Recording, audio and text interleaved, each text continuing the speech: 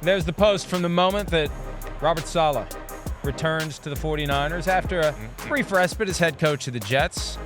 Did you expect him to come back once you saw that things hadn't worked out for him in New York?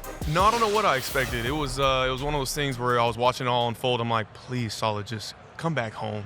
You know you're wanted over here. You know, let's get back to playing dominant defense. Let's go win a Super Bowl. And so obviously we were on the same page, just telepathically. And by the way, that is Fred Warner who posted that item on social media. What is it about Saleh that makes you believe you're going to get back to a dominant defense? Well, he's just shown it, right? It's been proven. When I came in 2018, just a young rookie trying to figure it out, man, he gave me all the confidence in the world, giving me the green dot, starting at Mike after having never played Mike linebacker or stacked the ball linebacker, off the ball linebacker. So, we got to dominance in 19, making it to the Super Bowl. We obviously didn't surpass the mountaintop, but we've shown that we can be a dominant defense under Coach Saleh. You feel like you've missed that kind of energy maybe the last few years? I mean, yeah, I don't want to speak down on anybody that we've had, right? But I think with Coach Saleh, man, he just is so great at teaching, and making sure everything's black and white for the players. The energy comes when you're executing at a high level, right? You don't see guys on the sideline with the energy unless the players are making plays. And so we got to get back to just doing that. All right, so there's a rumor out there that you growl on the field. There's a rumor. We had a young wide receiver here. I said, give me a guy that was, like, awesome on the field, all right? So he was paying you a compliment. Okay. And I was like, it doesn't have to be a DB. Sure. And Romo Dunze was like, man, Fred Warner was flying around the field. Okay. And he goes, I was catching balls over the middle, and he was, you ain't going to get it again. So what is it? Let's hear it. Listen, there's an alter ego when you get out there on the field. Yep. You're a whole different human being. Me especially. All right, I'm calm, cool, collected. Right. Just real chill guy off the field, and then on the field, I guess I'm growling at people. Yeah. So that's just what it is. When does that start on game day? When you walk into the locker room, when you park your car, when you go out on the field, pregame warm-ups? You know what, man? There's just something about putting that red and gold on.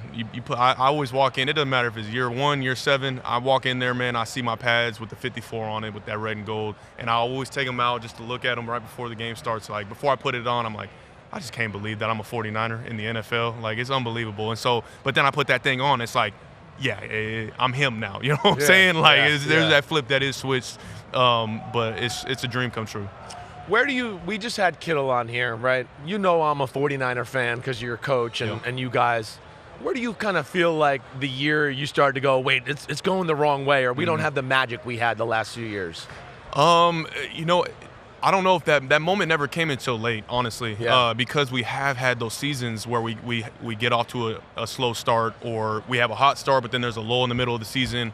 And we came out hot in Monday Night Football against the Jets, and we dominated that game.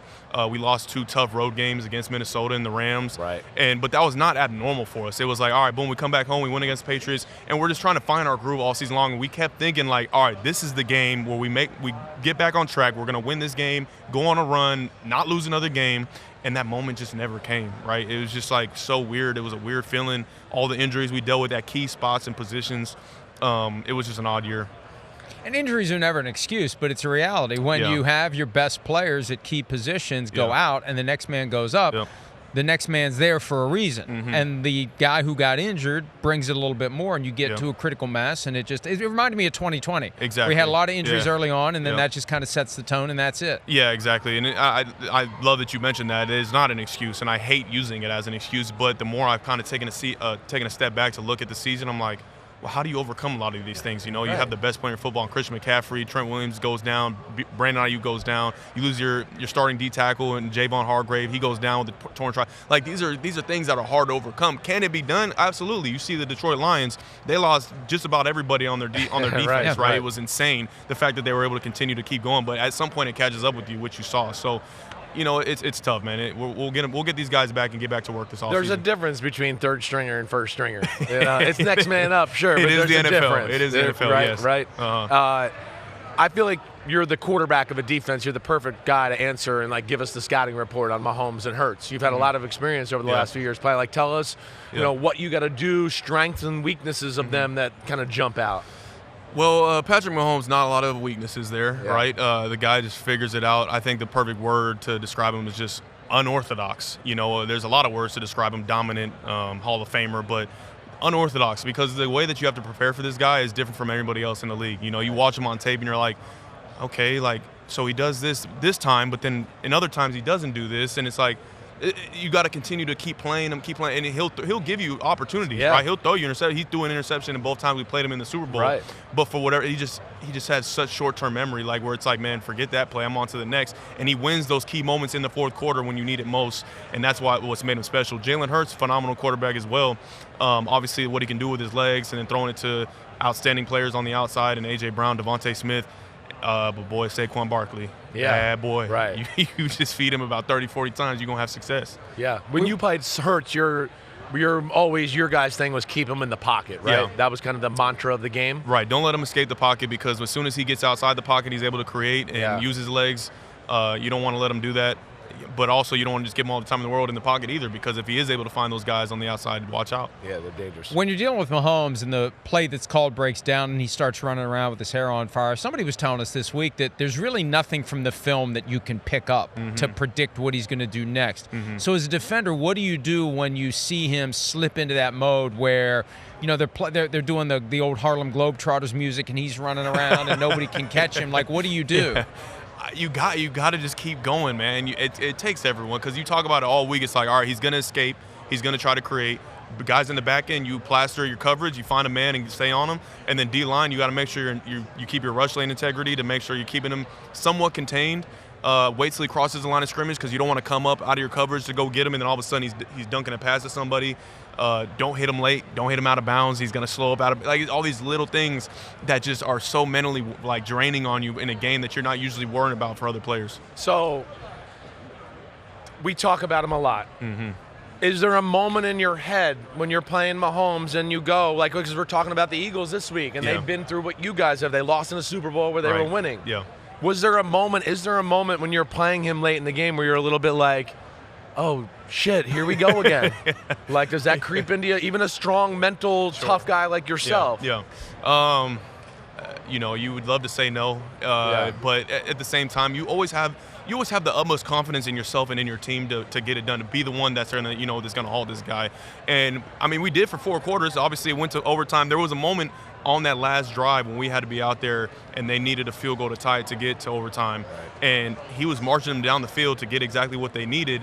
And there was a perfect moment at the very end of the game, and nobody will ever remember it because they won the game, where it's me and Travis one-on-one. They throw the fade ball that they had just caught on Kyle Hamilton, I think the week before in the championship game. Right.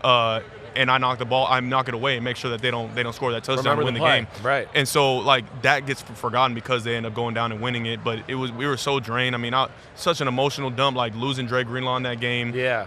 And seeing him at halftime. So you just got to stay focused all the way through to 4 or 5 quarters. Yeah. Right. 6, One of the things about Mahomes too, and I remember this now, when Saleh got the Jets job, the Buccaneers and the Chiefs were getting ready to play in the Super Bowl, and Saleh said his advice to the Buccaneers would be, don't fall for it when Mahomes is walking around like an old man. Yeah, right. Right? He'll always do that, but then when it's time to go, he's good to go. Yeah, exactly. No, I mean, he has like this savvy, like the quickness. He's obviously faster than people think because he's running away from cats. Right. And he always turns it on late in the game. Fourth quarter, we got to have it situations. You see them calling the zone reads for him. It's like, whoa, what the heck? I thought we were playing Patrick Mahomes, not Lamar Jackson, not Jalen Hurts. You know what I'm saying? They just have that part of their game where in the moments that they need it, he's had it. He has it. So you got to have that answer for him, and I'm sure the Eagles are talking about that right now. So who do you think prevails?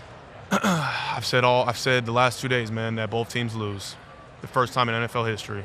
The lights go out, just like they did back when the Niners and Baltimore played. The lights go out and they never come back on, and we have to reschedule the game. That's what you want. Both teams lose. That's what I want. Yeah, exactly. Right. They both lose. Yeah, that's great. You know what? Before we kind of buried the lead here, and I'm going to go ahead and curse. How the did you play with a broken foot? Listen, of course people are going to make it out to be this just super dramatic situation. It's a broken foot. All right, yeah, there was a fracture, but at the end of the day, man, like, as long as I can go, I'm going to go. In a good way. Exactly. If these legs work, man, you got to be out there for your team and fight through it. It was a very unique season in a lot of ways, especially that, having to play through that, but it helps you for later on in your career. All right, Johnny, big time here. What are you pitching for us today? Yeah, man, Ascent Protein. So for forever, I think for all athletes, honestly, you're always looking for the perfect protein powder. And I've had to go through so many. It feels like thousands of brands just to find the perfect one. And I stumbled upon Ascent, and I'm like, okay, let's see what these guys are talking about. And not only are you looking for the best of both worlds in terms of performance, but you're looking for the delicious taste. Yeah. You know, and so Ascent had this chocolate protein that I just love and fell in love with. You know, and of course, as a professional athlete, I got to make sure there's no banned substances and all that kind of stuff. So they do all the third-party testing, which is amazing. And I've seen my game go to the next level using Ascent protein.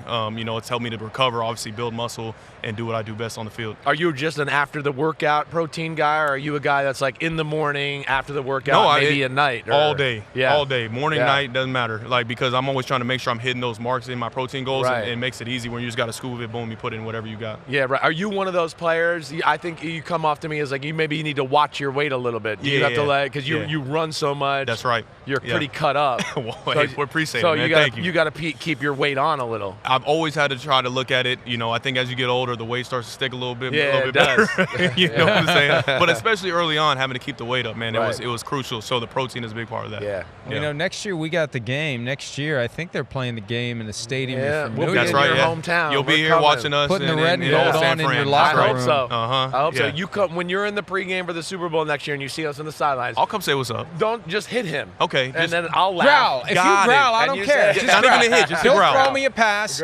You hit me and you growl. I'm fine with it. Okay. And we'll remember that. Yeah. Deal. All right. Deal. Yeah. The great Fred Warner. Thank you so much, buddy. All the best. Good seeing you. We'll be back with more from New Orleans.